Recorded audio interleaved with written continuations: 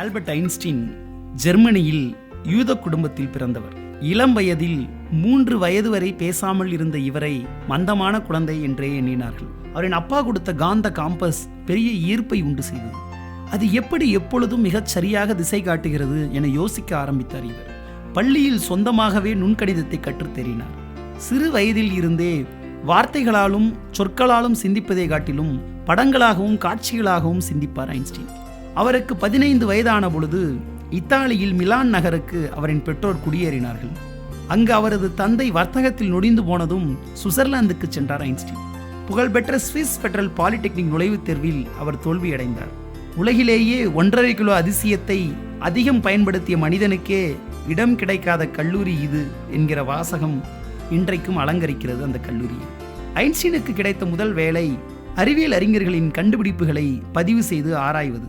அப்பொழுது அவர் எழுதி வெளியிட்ட 3 கட்டுரைகள் தான் இயற்பியல் உலகின் புதிய ஏற்பாடு என புகழப்படுகின்றன. அவரின் சார்பியல் தத்துவம் மிகவும் விவாதத்துக்கு உள்ளானது. அவரின் இந்த சிந்தனை தான் எத்தனை அளப்பரிய மாற்றங்களை அறிவியல் உலகில் உண்டு செய்திருக்கிறது என்பதை நினைக்கிற பொழுது சிலிர்க்கிறது. நியூட்டன் எனும் மேதையின் கருத்துக்களை எதிர்த்து ஒரு வார்த்தை கூட பேச பலர் பயந்த பொழுது ஐன்ஸ்டீன் மட்டும் மிக அழுத்தம் திருத்தமாக தன் கோட்பாடுகளை உலகின் முன்வைத்தார். சார்பியல் தத்துவம் உதித்தது. இத்தனைக்கும் அவர் என்றைக்கும் இயற்பியல் ஆய்வகங்களில் மூழ்கி கிடந்தவர் இல்லை. பல இடங்களில் சார்பியலின் அடிப்படைகளை எளிமையாக விளக்கி வந்தார் அவர். ஒளி மாதிரி சில சங்கதிகள் மட்டும்தான் மாறாதவை, காலம் எல்லாம் மாறுதலுக்கு உட்பட்டது என்றார் ஐன்ஸ்டீன். சார்பியல் சார்ந்து உருவான E=mc² எனும் சூத்திரம் அணுகுண்டுக்கு வழிவகுத்தது.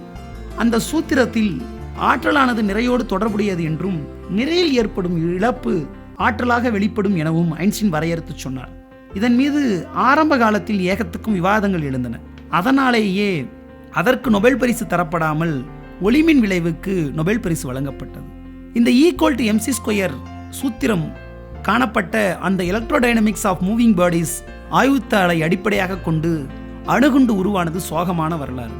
ஏபாம் ப்ராஜெக்டை ஹெய்சன்பர்கை கொண்டு ஜெர்மனியில் ஹிட்லர் தொடங்கி இருப்பதை பற்றி கவலையோடு ஐன்ஸ்டீன் அமெரிக்க ஜனாதிபதிக்கு கடிதம் எழுதினார். அமெரிக்கா அணுகுண்டு சார்ந்த ஆய்வில் இறங்க வேண்டும் என்றும் அதை அமைதிக்கு பயன்படுத்த வேண்டும் என்றும் அவர் வேண்டுகோள் விடுத்தார்.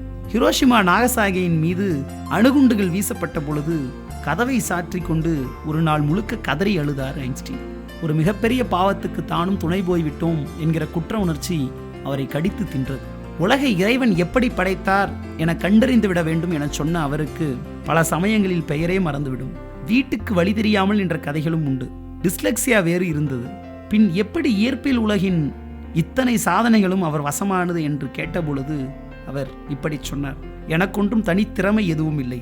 எல்லையில்லா ஆர்வம் மற்றும் அறிவுக்கான தேடல் மட்டுமே என்னை செலுத்துகிறது. சிக்கல்களோடு கொஞ்சம் நேரம் உங்களை விட நான் கூடுதலாக போராடுகிறேன், அவ்வளவுதான் என்றார். இன்றைய கல்வி முறை மீன்களை மரமேறுவதன் மூலம் எடை போடுகிறது என விமர்சித்தவர் ஐன்ஸ்டீன்.